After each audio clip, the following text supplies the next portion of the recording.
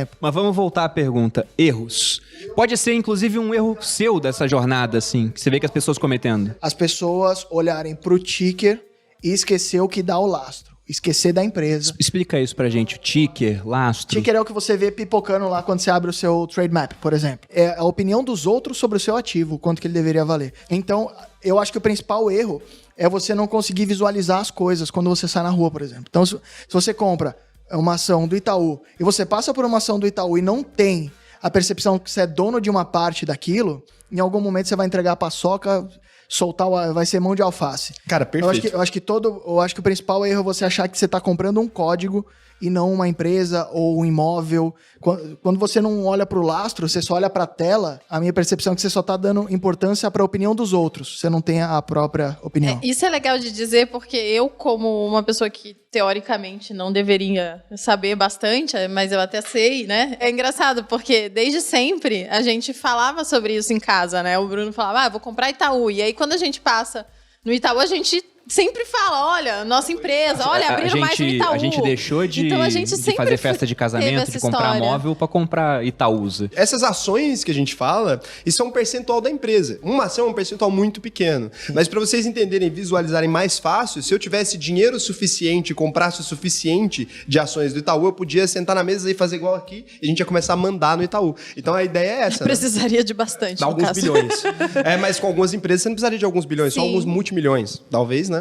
Erro, assim, que eu acho que é bastante comum, que eu acho que quando você monta uma carteira de investimento de longo prazo, depois que você já tem essa mentalidade, né, vamos supor assim, já entendi que eu não vou ficar ali o dia inteiro comprando e vendendo ação, eu vou montar uma carteira de longo prazo. Beleza. Esse já seria um erro por si só, né? No começo o pessoal faz isso. Mas passando isso, eu acho que assim, para quem quer fazer o buy and hold, para quem quer investir para as ações por longo prazo, eu acho que o primeiro passo é você entender qual que é o seu perfil de risco como investidor e quais são os seus objetivos. Porque com base nisso, você vai comprar ativos que tendam a se adequar a isso. Não que você precise ter só empresas de dividendos, só fundos imobiliários, não. Mas sabendo que você quer uma alocação mais conservadora, você escolhe empresas que tenham esse perfil e, além disso, você sabe o que esperar dos resultados da empresa. Eu vejo muito assim, toda vez que eu invisto na Ambev, desde quando eu comecei, foi a primeira empresa que eu comprei. E eu vejo o pessoal, sempre que eu faço vídeo falando dos resultados da empresa, os comentários do pessoal reclamam muito que a empresa não cresce, Mas a empresa não vai crescer. O perfil, então, é muito grande. Você já sabe o que esperar da empresa, então você sabe entender o que ela está entregando e saber se aquilo ali está compatível com o que eu quero. Ao ponto que uma empresa de crescimento, vejo muita gente reclamando, a Renner cresce, mas não distribui dividendo. Tudo bem, mas é uma empresa de crescimento, ela não vai distribuir o dividendo tão cedo. Então, ela está reinvestindo. Porque ela está reinvestindo, porque o lucro dela daqui 5 anos vai ser muito maior do que se ela estivesse distribuindo dividendo agora, porque ela precisa abrir loja, precisa expandir, né, a parte de logística e etc. Então, assim, a empresa, você precisa saber onde você está botando o seu dinheiro para saber se faz sentido com... O pessoal tá comprando uma minivan e reclamando que não corre igual um carro esportivo. Exatamente. Isso, né? Eu acho o seguinte, né? Até pegando o gancho do que o Fábio falou, vamos supor, eu era militar e eu já tinha muita segurança porque eu era pago pela União, né? Eu era funcionário daquele pessoal que tem a máquina de criar dinheiro. Então, já que eu tinha tanta segurança assim, eu não achava que eu precisava de carteiras, de empresas, melhor dizendo, focadas em dividendos. Empresa muito grande, que ela é muito previsível, eu podia arriscar um pouco mais. Porque se eu já tinha muita segurança, eu podia procurar um pouco mais de risco. Então, se tiver uma pessoa assistindo aí com esse perfil, eu acho interessante focar em empresas que crescem mais. Cara, já que você tem muita segurança. Isso você falou uma parada muito verdade, mas o que eu vejo muito acontecendo? É o contrário, né? O contrário. Porque a pessoa faz exatamente o que ela é. Se ela é arriscada, ela é arriscada. Então, se você é funcionário público, tem um bom salário, uma estabilidade... Ela é conservadora. E eu acho até engraçado uma coisa, né? Todo mundo começou a investir aqui, pegou uma longa temporada de quedas nos preços. E durante essa época, eu tinha mais ou menos de 25% a 30% em bolsa e eu era um maluco. Principalmente no meio dos militares, pessoas mais conservadoras, como assim você tem 30% em bolsa?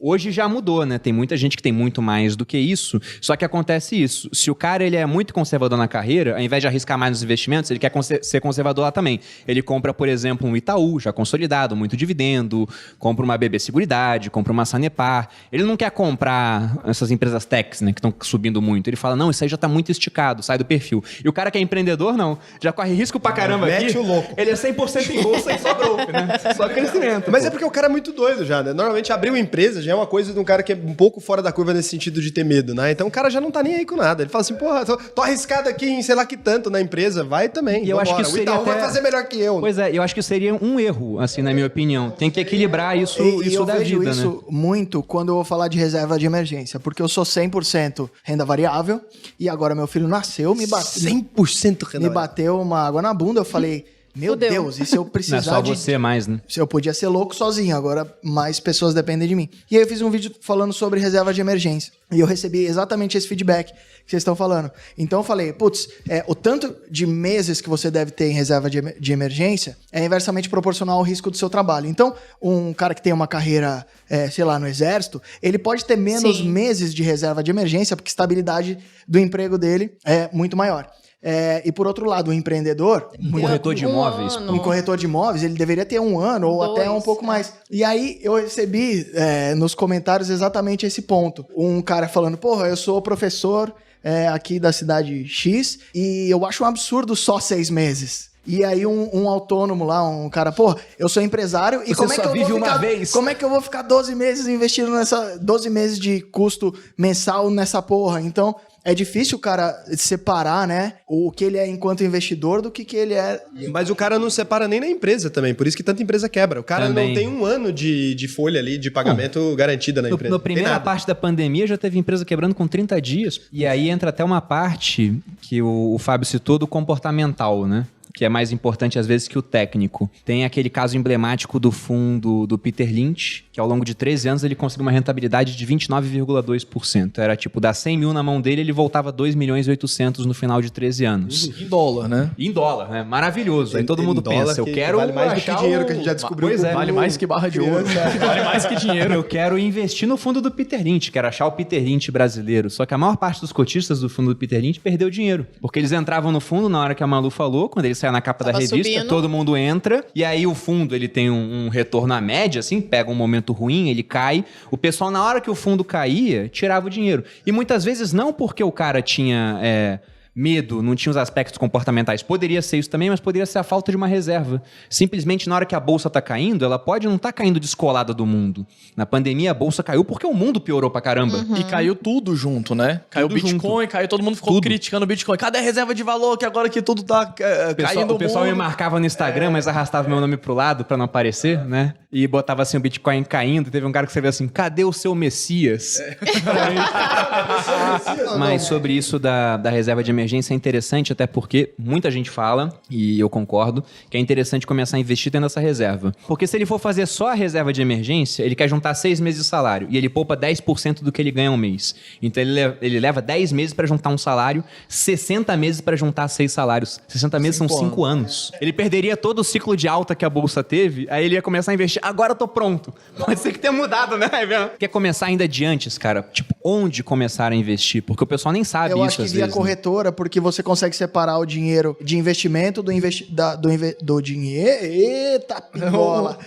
Você separa o dinheiro do investimento do dinheiro do seu custo de vida. Então, se você deixa o dinheiro de investimento no banco, você mistura. Aí você fala, quero comprar um tênis novo. Acho que pro cara menos disciplinado, tá pro cara separado é menos melhor. disciplinado, Tá, colocar o dinheiro na corretora, uma parte do dinheiro. o que for investimento, acho que não deve estar no banco. Antes de gastar. Só para Todo o mundo fala pessoal isso. que nunca investiu, o que acontece? Para você comprar uma ação, você compra ação lá na bolsa. Só que você não pode chegar lá, o Fábio quer, não chego lá na B3, abro uma conta Joga o e dinheiro eu na vou porta lá do Itaú. e compro ação. Eu preciso ter um intermediário. E o intermediário é a corretora. A corretora ela faz essa intermediação. Muita gente tem dúvida. O que acontece se a corretora quebrar e meu dinheiro tá lá? Aqui no Brasil, as suas ações elas ficam todas no seu CPF lá dentro da B3. Então a corretora Da CBLC, realmente... né? Então a corretora ela é só um intermediário para você conseguir acessar a bolsa. E aí é interessante porque é uma conta que fica separada, né, da sua conta corrente, então o dinheiro não fica tão perto assim para E você. nos Estados Unidos, o que acontece? Você Então, sabe? lá nos Estados Unidos, a gente tem uma dinâmica que é parecida também. E assim, para quem quiser investir nos Estados Unidos hoje também é super simples. Você abre conta na corretora lá sem sair de casa, Tem corretora tudo online. até em português já. Tem corretora hoje em dia com suporte e tudo mais. Você tem as ações ficando no nome da corretora, elas não ficam no seu nome, mas a corretora ela faz a segregação desses ativos dos clientes dos ativos da corretora. E lá eles são fiscalizados pela FINRA, então tem vários órgãos que garantem isso. SFC. A diferença é que lá é que você falou, é descentralizado, enquanto aqui é tudo na B3. Exato. Aí o pessoal fala, então aqui é melhor. Se é tão melhor, tinha que ser maior o mercado em comparação com o americano, né? Embora Mas que seja muito seguro também. É bem menor, né? É muito pequena. É muito perto de menor. lá. O mercado inteiro não dá O mercado, se pegar todas as ações listadas no mundo, Estados Unidos 50%, Brasil 2%. Eu acho que o passo a passo é mais ou menos esse. Abrir uma conta na corretora para segregar, pingou o dinheiro na tua conta, já manda para a corretora uma porcentagem, não espera sobrar para ver o que você vai investir. Já define uma porcentagem logo de cara, manda para a corretora. Quer começar em renda variável? Eu começaria por fundos imobiliários, porque eles vão te pagar uma renda mensal, então todo mês você vai receber uma renda. Isso te ajuda, primeiro porque o fundo imobiliário ele oscila menos, ele tem menor volatilidade do que as ações, e também ele te paga uma renda, independente se está subindo ou caindo o preço do fundo imobiliário, ele te paga porque ele recebe dos imóveis, então eu acho que é uma baita porta de entrada na renda variável, seria fundos imobiliários, depois empresas que pagam bons dividendos, depois empresas de crescimento. E aí depois essas coisas malucas aí que vocês investem, tipo Bitcoin.